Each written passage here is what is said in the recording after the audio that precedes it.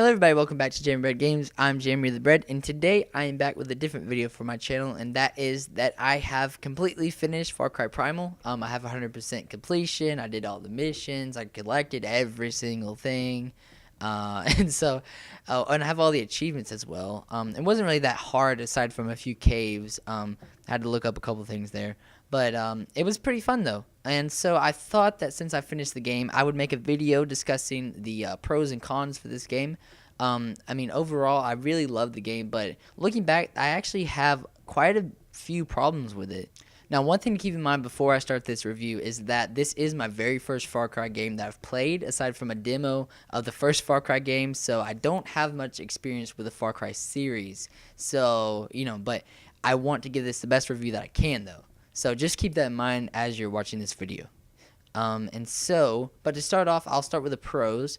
So I played this game on the Xbox One, by the way. So, if you play on a different console or on the PC, obviously it may be different for you.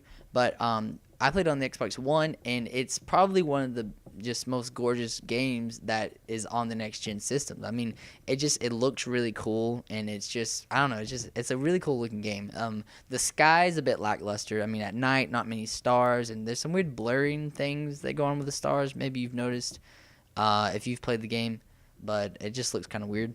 But aside from that, though, it's a great game. Another thing is the movement and combat is really fun. It's really different having no guns whatsoever. It's very fast paced and just really interesting. The stealth is really fun, or just going in spears blazing is pretty fun as well. And it's a bit more challenging, and you can be a bit more creative as well, because you can't just shoot someone in the face with a sniper rifle. You can just you have to be. You can do it with a bow and arrow, but it's a bit harder though. It allows for you to be more creative and have more fun with it, really. Another pro is the acting. Now, if you're not aware of this, the entire game is in a completely different and made-up language. It's actually based on what these linguists or whoever actually think language may have been thousands of years ago or whatever. So it's actually pretty interesting to hear these actors play their roles in a completely made up language. So I really enjoyed that about the game. There's just subtitles on every single cutscene, and in some ways that's kind of a turn off, because you can't enjoy the graphics, you can't enjoy the the performance of the characters and stuff. But it is kind of interesting though, and it's really different from most games. And those are really the only pros that I had. Not to say that this was really like a bad game or anything, but there was nothing that really stood out with this game. So I'll go into the cons now. The first being that the game was really easy. I was played on normal difficulty for most of it. I eventually just bumped it up to hard difficulty, because I was like, man, this just really isn't a challenge. And even when I did that, it wasn't really that hard either. And so I was hoping that it would be a bit more challenging, but it wasn't. And then on top of that, the game was pretty short. I feel like I kind of ran through the whole game, and I finished it in not that long. And also the same with progression of like weapons and the huts and stuff like that. I felt like it was really easy to acquire all the different skins and materials, and so you could just it took some patience to just have to gather wood, for like an hour or something. But even then, it probably didn't take an hour to do that. And it just everything felt rushed and fast. And in some ways that's nice, but now I'm done with the game, and I really have nothing else to do. I don't really have any intentions of going back and replaying it. So there's not much replayability for it. And when you spend like $60-$70 on the deluxe edition, so it's kind of a letdown, but it's not a huge deal. It's still a fun game. And then the story, I really felt like there wasn't much of a story. Like, it's pretty basic. There's no big twists or anything like that. It's all straightforward, and you're just trying to go about the world and get the Winja back, and it's just a very simple story. There's not much to it, and it's not confusing or anything, but it's just very simple. And it's kind of nice sometimes, because you don't really have to focus on it, especially when it's all subtitles. But it would be better though if it had a better story, So, um, the next thing is the animals and animal writing. I actually read a thing where they said that this was implemented later in development, and I can kind of see that because I actually have a few issues with the riding controls, especially when you're trying to actually mount the animal. It's just it just doesn't work sometimes. Like whenever you summon the animal, it'll either run away like as you're walking toward it, which is like really annoying, and then it's sometimes it's just sitting there and you walk up to it and you can't ride it, and it's really annoying because you're trying to just I feel like it's a game that's very fast paced, and you want to you run, you jump off a cliff, and then you summon your animal, you get on the animal and you ride off, but you can't do that because you have to wait like 30 seconds for the animal to stop freaking out or something, and so it really breaks that experience. And even when the animal is injured, you have to heal the animal before you can ride it, and I find that really dumb because it may just be like have just an inch off of its health or just a fraction of it gone, and you still have to heal it before you can ride it. There were some cases where I actually could ride it, but I feel like it was more of a glitch more than anything. So I really feel that there should have been like a separate button to heal the beast and a separate button to ride the beast, and healing is another thing. It takes way too long to do it because you have to watch the whole cutscene or something, or sometimes you can bypass it. Like I would walk away as I healed the animal, but even then it took up time. Like I wish you could throw the bait at it or some other kind of healing bait or something like that. Maybe there'd be a specific bait for your animal, and then the animal could just run and eat it.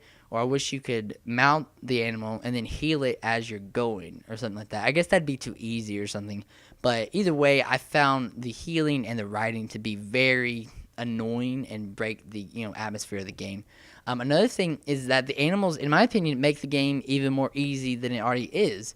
I found that having this huge bear, this huge saber-toothed tiger to just kill everyone for me was insanely easy. Even the owl, like I could approach an outpost and I'll be like, well, I'll just drop 8 fireballs on them, and then I'll just run in and finish them off. And sometimes I wouldn't even have to finish them off because the owl would just kill them for me. And so I really feel like the animals took away your creativity and took away your desire to want to think of the best way to do it. And it took away the fun a lot of times for me as well.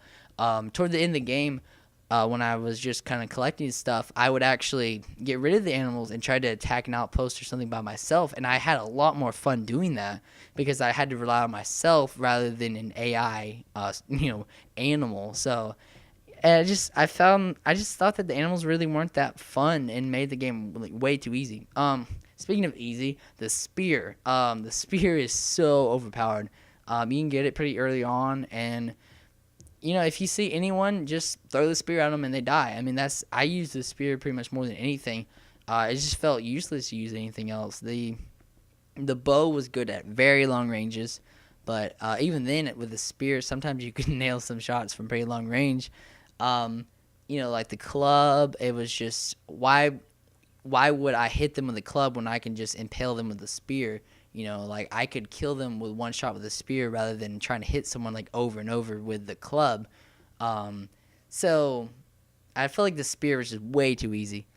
The takedowns would also be kind of easy sometimes. Like I would just jump on top of someone and kill them. And, it's pretty cool at first, but after a while, it's just, you just try to figure out how you can jump on top of people. And, it's just it kind of becomes a gimmick after a while. Another thing is that the environments, they all kind of look the same. There's not a whole lot of variation. Of course, there's like the ice area in the north. But other than that, even as you go south and in the middle, it's pretty much all just a big forest. There's not much variation if you really look at it. It'd be cooler to see more like a jungle, more of more of the forest. The caves especially look very similar. And I've thought it'd be cool if they were like lava in the caves, or like these huge caves, kind of like in Gears of War, or maybe like ice caves, and maybe there were some, but I really don't remember at least. Just different environments. I understand in some ways that's probably kind of weird, but I feel like some of it was lazy. I mean, there's even been videos of some of the waterfalls are like pretty much the same exact waterfalls in Far Cry 4. So I don't know. It just feels like there's some lazy design choices. Um, so I would just wish that it would be a bit better. Um, and the last thing is the grappling mechanic.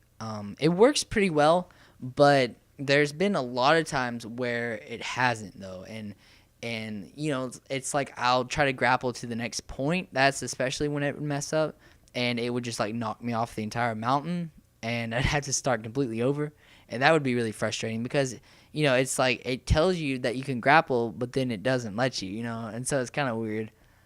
So. Oh yeah, and then it also takes too long to grapple in my opinion. You have to hold, I think it's X. You have to hold it like way too long.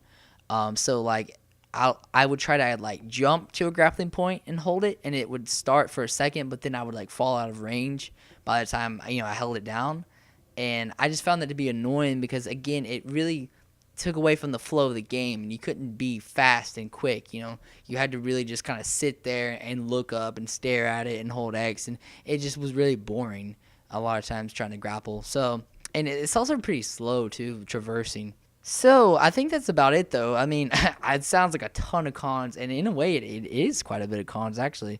But overall, I mean, I enjoyed the game, but I would definitely not recommend it for $60. I mean, I would say probably more like $30 at the most. Like if you just love Far Cry, honestly, you could probably rent it for about a week and beat it. I mean, I would say you could probably beat the story. I would say maybe 15 hours, maybe 20. I don't even know 20. I mean, if you cut out some of the side stuff, I mean, definitely the main story. I mean, it'd probably take 10 to 15 hours. So, it just kind of depends on how big of a Far Cry fan you are, and if you want to play a different kind of Far Cry experience. So anyway, I enjoyed the game, but I definitely would not recommend it for $60. It's just too short, and it just has way too many problems. And they're not necessarily glitches. It's just things that take away from the game that I think could have been done better. So anyway, that was this video. Hope you all enjoyed it. Let me know what you guys think, if you agree with me or not, or if you had any other ideas as well, like maybe on different environments that can be added or things like that. Make sure to let me know in the comments, and I will see you all later. Yeah, bye guys.